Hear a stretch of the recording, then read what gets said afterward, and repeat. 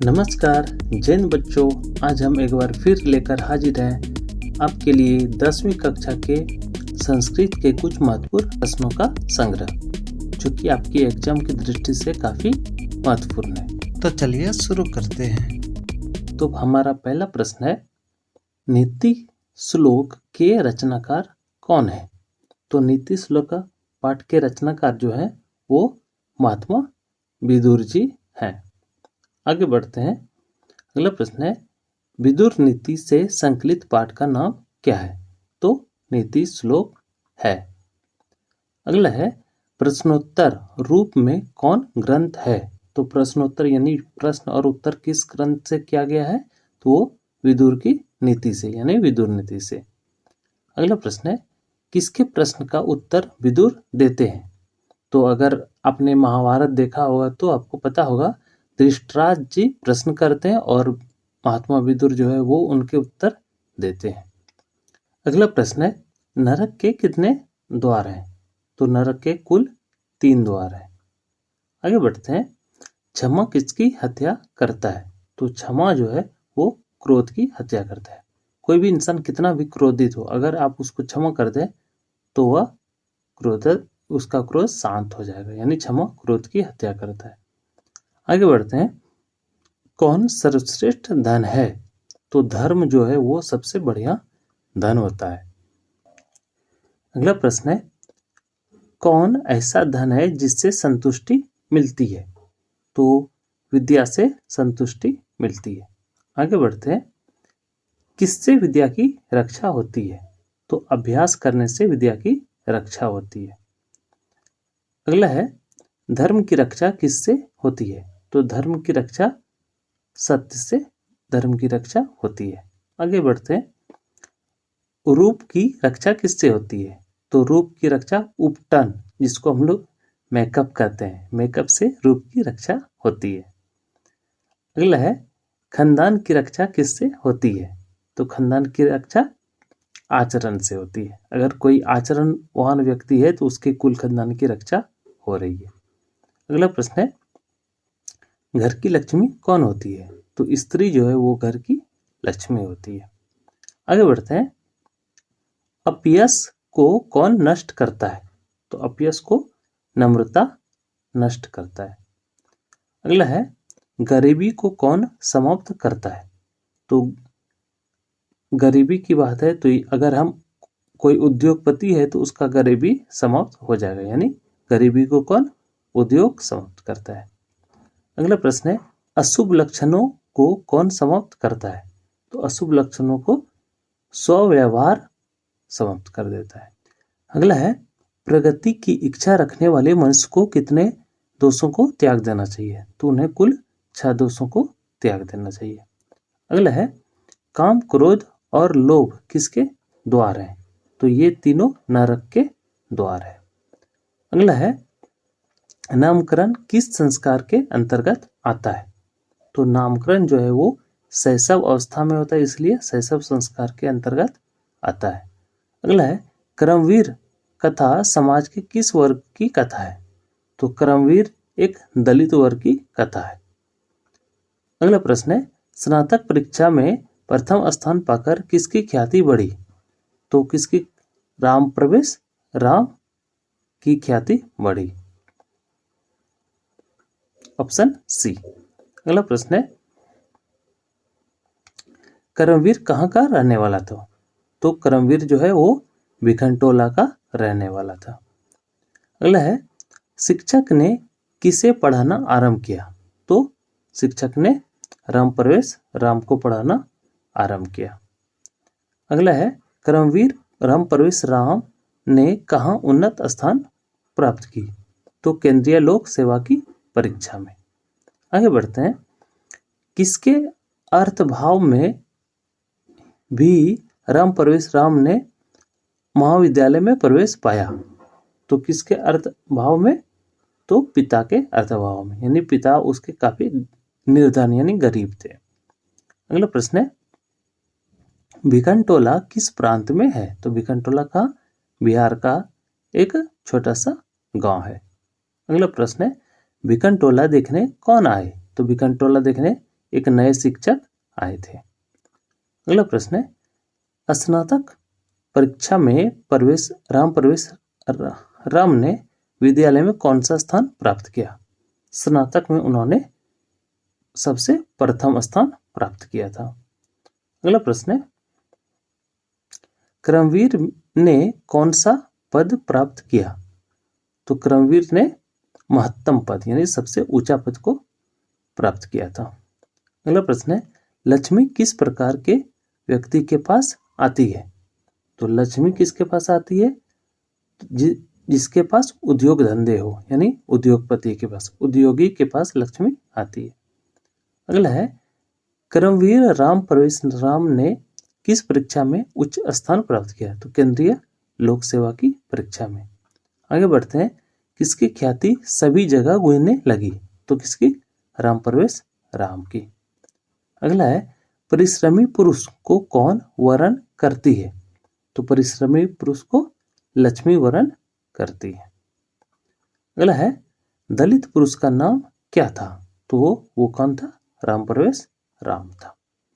आगे बढ़ते हैं, कर्मवीर कौन था? तो राम ही कर्मवीर था। उन्होंने अपने कर्म के बलबूते लोकसभा की परीक्षा में सबसे उच्चतम स्थान प्राप्त किया था। अगला प्रश्न है, बालक किसके शिक्षण शैली से आकृष्ट हुआ? तो बालक जो है वो शिक्षक के शैक्षिक शैली से। अगला प्रश्न है, भारतीय संस्कृति का परिचय किससे मिलता है? तो भारत में जो संस्कार है, यानी संस्कारों से भारत की संस्कृति का परिचय मिलता है। अगला प्रश्न है, मंदाकिनी नदी किस पर्वत के निकट बहती है? तो ये चित्रकूट पर्वत के निकट बहती है। अगला है, आर्य समाज की स्थापना किस नगर में हुई थी? तो आर्य समाज की जो स्थापना हुई थी वो मुंबई में हुई थी। आगे बढ़ते हैं, स्वामी दयानंद का जन्म किस ग्राम में हुआ था? तो स्वामी दयानंद का जन्म टंकारा नामक ग्राम में हुआ था। आगे बढ़ते हैं, आर्य समाज की स्थापना कब हुई? तो आर्य समाज की स्थापना 1875 ईस्वी में हुई थी। मूल शंकर किसका नाम था? तो मूल शंकर जो है वो स्वामी दयानंद का बचपन का नाम था। अगला प्रश्न है, आर्य समाज के संस्थापक कौन है? तो स्वामी दयानंद सरस्वती जो है वो आर्य समाज के संस्थापक है। अगला है, हिंदू समाज को छोड़कर किसने धर्मांतरण अपनाया? तो दलित वर्ग के लोगों ने अपनाया। आगे बढ़ते हैं, स्वामी दयानंद का जन्म कब हुआ था? तो स्वामी दयानंद का जन्म 1824 ईस्वी में हुआ था। अगला है, स्वामी दयानंद के माता पिता किसके उपासक थे?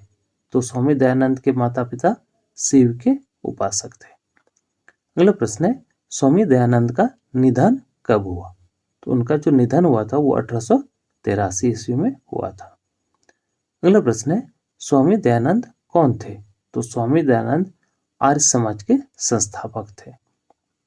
आगे बढ़ते हैं, समाज सुधारक कौन थे? तो समाज सुधारक कौन थे? स्वामी दयानंद। अगला प्रश्न है, स्वामी दयानंद का जन्म किस प्रांत में हुआ? तो उनका जन्म जो हुआ था वो गुजरात के अंतर्गत आता है, यानी गुजरात प्रांत में। अगला प्रश्न है, सत्यार्थ प्रकाश किसकी रचना है? तो सत्यार्थ प्रकाश ये है स्वामी दयानंद की रचना। आगे बढ़ते हैं, किसके कहने पर स्वामी दयानंद ने वैदिक ग्रंथ का प्रचार किया? तो उन्होंने गिरिजानंद के कहने पर वैदिक ग्रंथ का प्रचार किया था। अगला प्रश्न है, निम्न में कौन मूर्ति पूजा के विरोधी थे? तो स्वामी दयानंद सरस्वती ही मूर्ति पूजा के विरोधी थे। अगला प्रश्न है, घर छोड़कर स्वामी दयानंद कहाँ चले गए? तो वो मथुरा चले गए। आगे बढ़ते हैं, स्वामी दयानंद का जन्म कहाँ हुआ? तो उनका जन्म गुजरात के टंकारा ग्राम में हुआ था। अगला है, नाचने के समान कौन दिखाई देता है, यानी कौन दिखता है? तो नाचने के समान कौन? वृक्ष दिखाई देता है। अगला है, हंस सारस से शोभित विचित्र तटों वाली कौन है? तो मंदाकिनी है। अगला प्रश्न है, कृषि विज्ञान को किसने लिखा? तो कृषि विज्ञान को किसने लिखा था? ये पराशर ने लिखा था, पराशर ने। अगला है, मंदाकिनी वर्णम पाठ के रचनाकार कौन है? तो महर्षि वाल्मीकि जो है ये मंदाकिनी वर्णम के लेखक हैं। अगला है, रामायण पाठ के रचनाकार कौन है? तो रामायण किसने लिखी? तो वाल्मीकि ने लिखी थी। अगला प्रश्न है, अयोध्या कांड किस ग्रंथ का भाग है? तो अयोध्या कांड कथी में? रामायण में संकलित है, रामायण का पाठ है। अगला है, रघुवंश काव्य की रचना किसने की थी? तो रघुवंश काव्य की रचना कालिदास ने की थी। अगला है, मंदाकिनी नदी किस पर्वत के निकट प्रवाहित होती है? तो मंदाकिनी नदी चित्रकूट पर्वत के निकट प्रवाहित होती है। अगला है, सीता रामचंद्र की थी, तो सीता कौन थी? उसकी पत्नी थी। अगला प्रश्न है, मंदाकिनी नदी कहाँ है? तो मंदाकिनी नदी कहाँ है? तो ये चित्रकूट के बगल में है। अगला है, मंदाकिनी का वर्णन रामायण ने किस खंड में किया है? तो इसका वर्णन उन्होंने अयोध्या कांड के खंड में किया था। अगला है, मंदाकिनी वर्णन पाठ में किस नदी का वर्णन है? तो मंदाकिनी नदी का वर्णन है। आगे बढ़ते हैं, मंदाकिनी नदी में कौन स्नान करते हैं? तो मंदाकिनी नदी में ऋषिगण स्नान करते हैं। अगला है, व्याघ्रपतिक कथा के रचनाकार कौन है? तो व्याघ्रपतिक कथा के रचनाकार पंडित नारायण है, नारायण पंडित। अगला प्रश्न है कि व्याघ्रपतिक कथा हितोपदेश के किस खंड से लिया गया है? तो यह हितोपदेश के मित्र लाभ खंड से लिया गया है। अगला प्रश्न है, कुत्र तव कंगकनम यह किसने कहा? कंगकनम, तो ये किसने कहा था? ये बूढ़े बाघ ने कहा था। अगला प्रश्न है, कौन स्नान किए हुए हाथ में कुश लिए तालाब के किनारे बोल रहा था? तो कौन? बाघ बोल रहा था, यानी व्याघ्र। अगला प्रश्न है, पथिक किसके द्वारा मारा और खाया गया? तो बूढ़े बाघ के द्वारा। अगला प्रश्न है, व्याघ्र के हाथ में क्या था? तो उसके हाथ में एक सोने का कंगन था, स्वर्ण कंगन। अगला प्रश्न है, हितोपदेश का अर्थ है? तो हितोपदेश का क्या अर्थ है? हित का उपदेश देना, यानी हितोपदेश, हित का उपदेश। अगला प्रश्न है, पथिक को किसने मारा? तो पथिक को व्याघ्र ने मारा था। आगे बढ़ते हैं, पथिक कहाँ फंस गया था? तो पथिक तालाब के कीचड़ में फंस गया था। अगला प्रश्न है, व्याघ्रपतिक कथा से क्या दुष्परिणाम प्रकट होता है? तो हमें लोभ नहीं करना चाहिए, यानी ऑप्शन बी। अगला प्रश्न है, कौन लोभ से प्रभावित हुआ? तो कौन लोभ से प्रभावित हुआ था? पथिक, जो वहां पे नहाने गया था। अगला प्रश्न है, कौन वंशहीन था? तो वंशहीन कौन था? बाघ था। अगला प्रश्न है, क्रिया किसके बिना भार स्वरूप हो जाता है? तो क्रिया ज्ञान के बिना भार स्वरूप हो जाता है। अगला प्रश्न है, दानशील कौन था? तो दानशील कौन था? वे व्याघ्र थे, यानी व्याघ्र ने ही दान करने की ठानी थी। अगला प्रश्न है, व्याघ्रपतिक कथा किस ग्रंथ से लिया गया है? तो ये हितोपदेश नामक ग्रंथ से लिया गया है। अगला है, दुराचारी कौन था? तो वो व्याघ्र था। अगला प्रश्न है, किस जीव पर विश्वास नहीं करना चाहिए? तो हिंसक जीव पर जो है विश्वास नहीं करना चाहिए। अगला है, वृद्ध व्याघ्र क्या देना चाहता था? तो वो स्वर्ण कंगन देना चाहता था। अगला प्रश्न है, लोभ मनुष्य को कहाँ ले जाता है? तो लोभ मनुष्य को विनाश की ओर ले जाता है। अगला प्रश्न है, आर्यभट्टी नामा के रचनाकार कौन है? तो इसके आर्यभट्ट है। अगला प्रश्न है, कर्णस दानपरिता पाठ कहाँ से लिया गया है? तो ये कर्णभार नामक ग्रंथ से लिया गया है। अगला प्रश्न है, महत्रा भिक्षा याचे ऐसा किसने कहा? तो ऐसा शक्र ने कहा था। अगला प्रश्न है, सूर्यपुत्र कौन था? तो सूर्यपुत्र कर्ण था। आगे बढ़ते हैं, भास के कितने नाटक हैं?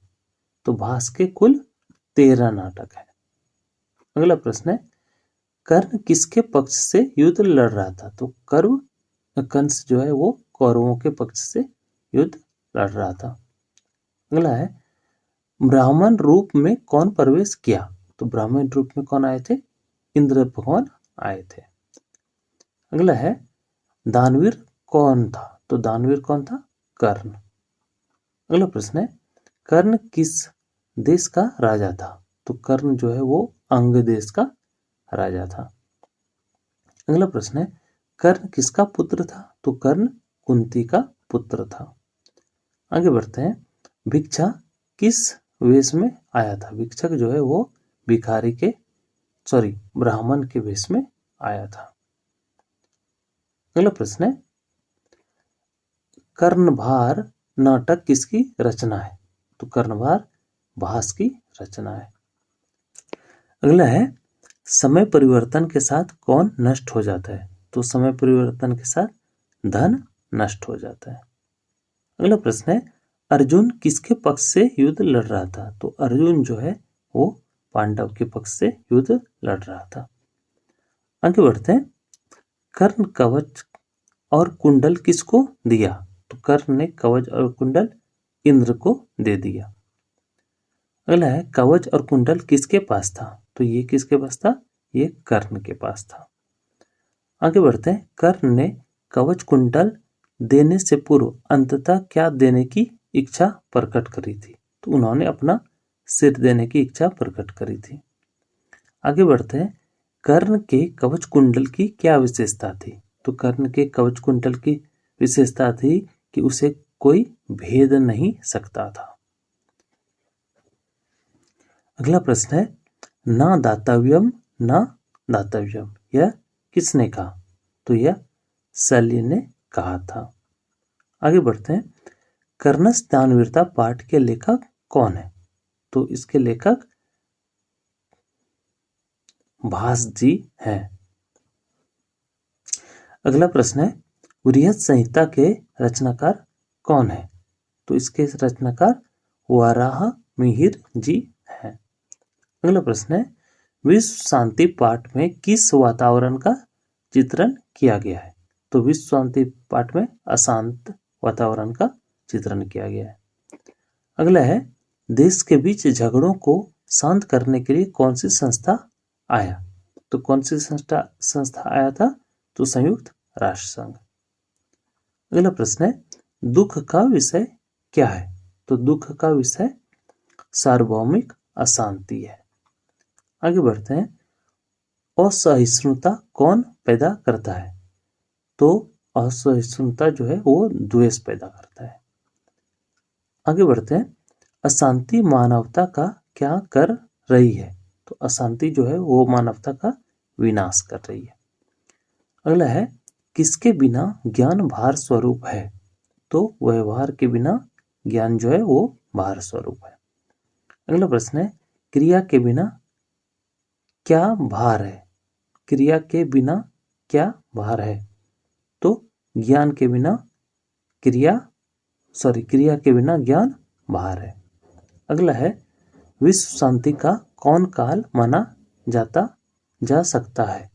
तो विश्व शांति का जो है वो